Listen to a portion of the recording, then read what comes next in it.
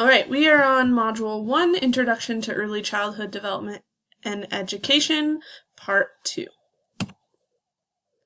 Here are our objectives for this module: to provide participants with the general knowledge on children's characteristics and needs from birth to age 5, general knowledge on the multiple influences on early development and learning, information highlighting child development research and theory, and a historical perspective on early care and education.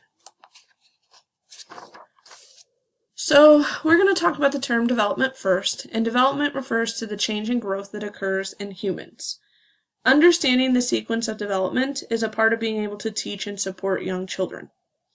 In general, when we're talking about development in relation to early childhood, we are talking about infancy, so 0 to 12 months, toddlerhood, which is 12 months to your 3rd birthday, and then preschoolers, 3 to 5 years of age. A part of understanding development is also understanding the milestones, and milestones are what most children are expected to do at a certain age that fall within the time of development. It's also really important that you guys note that development is being studied all the time, and part of being in the field of early childhood education is that you are staying current with the latest research and trends in the career field.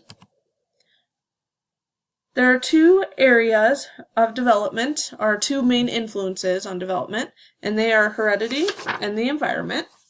So heredity refers to all characteristics a child inherits genetically from parents. So these are things like hair color, eye color, skin color. It also determines when the brain and senses are mature enough to learn certain skills. The environment includes all interactions, experiences, and events that influence a child's development. You may have heard of the term nature versus nurture. So essentially, nature is heredity and nurture is the environment. And we're going to talk about in our weekly meeting this week how those 2 influence each other. Additionally, often when you talk about development in terms of early childhood, you'll hear the terms physical development, cognitive development, and social and emotional development. So those are the developmental domains. And when we're looking at the child, we're really looking about how the whole child develops.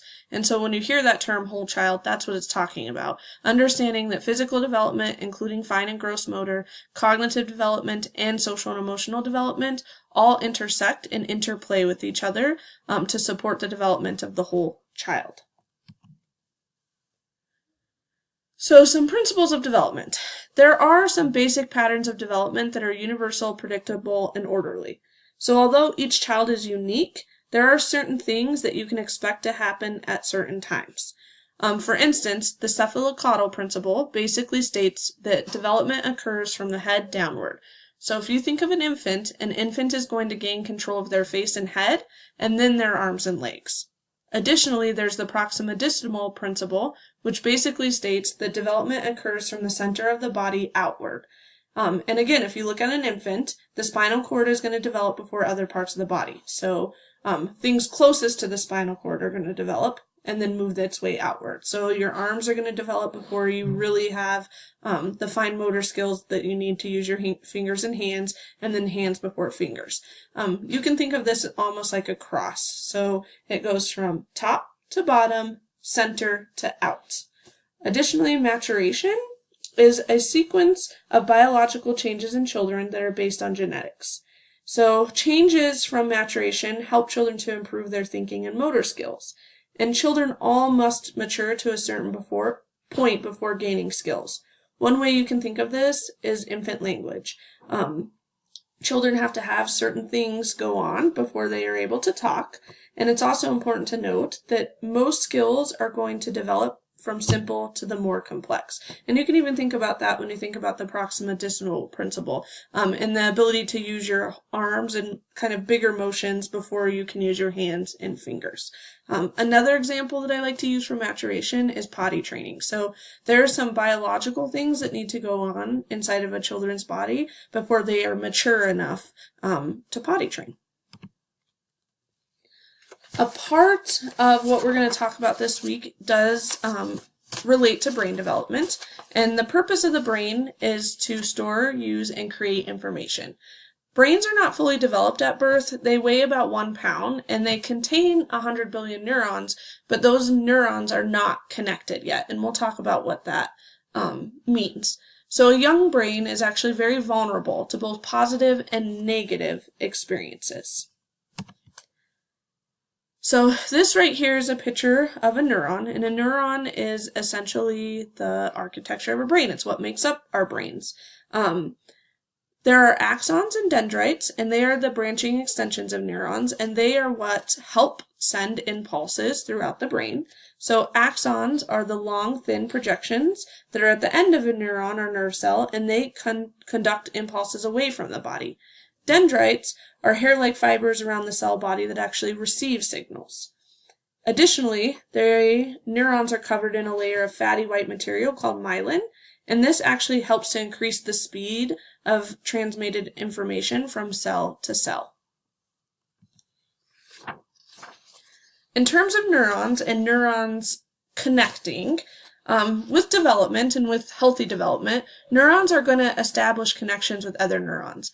And those links, when they start talking to each other, it's essentially brain wiring. So a brain's ability to change and grow due to stimulation is known as plasticity. So all of this connection that you're making in the brain of young children, you're essentially wiring their brain.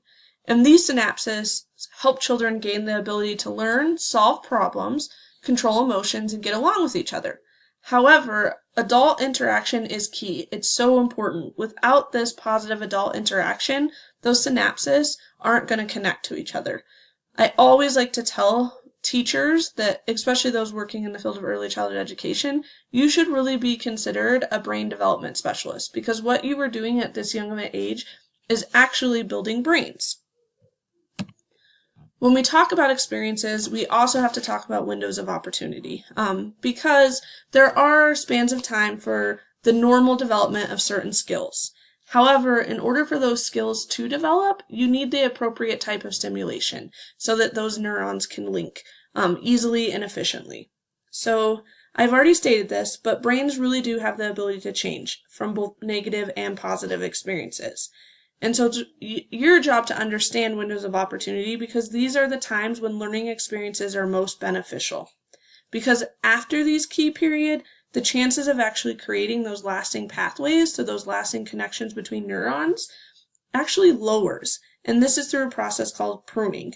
I'm not sure if you guys have ever heard of use it or lose it, but that's essentially what that is. If the brain is not using that connection, it's going to get rid of it. After these key periods, the chances for creating those lasting pathways actually lower. So you can continue to learn, but your mastery level may not be that high. So I always think in terms of this picture of skiing. So why do you think I put the picture of skiing up there? If you don't have the opportunity to practice a skill at a young age, the likelihood that you will master it lowers. So for instance, as an adult, I've lived in Colorado my whole entire life. I've never been skiing. The likelihood of me being able to get on a pair of skis and get to the Olympics for a gold is probably slim to none.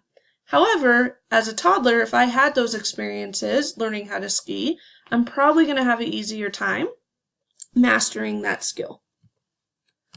There are key periods for certain things like vision, vocabulary, speech, emotional control, math and logic skills, and motor development. So I'm going to ask that you pause the video and read through when are those key times for these skills to be learned, and for you to develop mastery in it as a child. So again, pause the video and read, because I'm going to go right through these slides, so pause and make sure that you read them.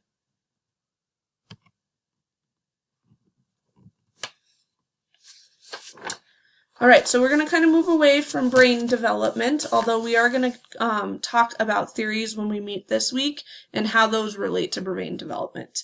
But I do want to cover very briefly some historical influences on early care and education, including some major key players in the field of early childhood education. So, in the 1700s, children were given very little attention. They were treated like adults, and really they were just expected to grow up quickly. The schooling that did exist during that time, there was a really heavy focus on religion and morals.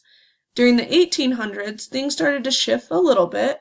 Few children were actually receiving formal schooling, but the school that did was available provided the basis for reading, writing, math, and citizenship. Later in the century, there was a focus on improving the education system, and free schools and libraries actually opened. In the 1900s, this is when the scientific revolution started, and theories really started to contribute to child development, and early childhood education is actually starting to become a public concern. So there's some legislation starting and the beginning foundation for the importance of childcare. However, I will still say, as a profession, or lack thereof, we still have a lot to do and a lot of room for improvement. So let's kind of look at some of those key players. The first person is John Locke. He was the father of educational philosophy. He believed that children are clean slates and that they're molded by experience. He also believed in nurture over nature and that the main goal of education was self-control. Friedrich Froebel was also known as the father of kindergarten. He really advocated for a play-based learning environment that included stories, finger plays, songs, sewing, and cutting. He originated in Germany, or is from Germany. Elizabeth Peabody actually adopted Froebel's approach and added individualized instruction that included adapting activities to children's abilities. She also helped gain support for public kindergarten in the United States. John Dewey is a very interesting character, but he believed children learn by doing, and he wanted teachers to use children's interests for integrating subject matter into curriculum. He really encouraged the development of critical thinking and problem-solving skills. I really do believe that John Dewey's approach to how children learn is still relevant today. Arnold Gesell developed age-related norms are developmental milestones, and we've talked about those, but those are when children have matured enough to reach a certain stage of development. You can think about motor sequence, which we will actually talk about in physical development. Maria Montessori was an Italian doctor, and she stressed teaching practical life skills, the Montessori approach. She really cared about independence. Her schools didn't really start becoming popular in the United States until after her death in 1952. Patti Smith Hill, she founded the National Association for the Education of Young Children. She was really an innovator, but she also wished to remain faithful to Froebel's ideas, particularly those around play-based learning. And we will talk about NAEYC, and the National Association of the Education of Young Children, throughout this training. So I just want to touch briefly on theories of development, just because it's something that we are going to talk about when we meet on Tuesday evening. Please read the Major Theories article for reading this week before we meet on Tuesday. So, a theory is a principle or idea that is proposed, researched, and generally accepted as an explanation.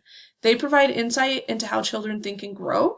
The thing with theories is that they differ, and there's no single theory that can tell us everything about child development. So as an early childhood educator, it's really important that you understand theories and you understand what theory speaks to you. And that's kind of that last bullet point there. So I'm going to ask that you be sure that you read and review the Major Theories of Development for reading this week. We're going to be talking about it at our meeting on Tuesday. I would really like you to think about what theory or theorist best aligns with how you think children learn best and why. I am going to ask that you answer that question, so come prepared. Your philosophy statement is due this week. Here is some reminders about APA. No less than one page, but no more than 2. You're going to take this time to think about how you believe young children learn, what type of environments are most beneficial, and what is your role.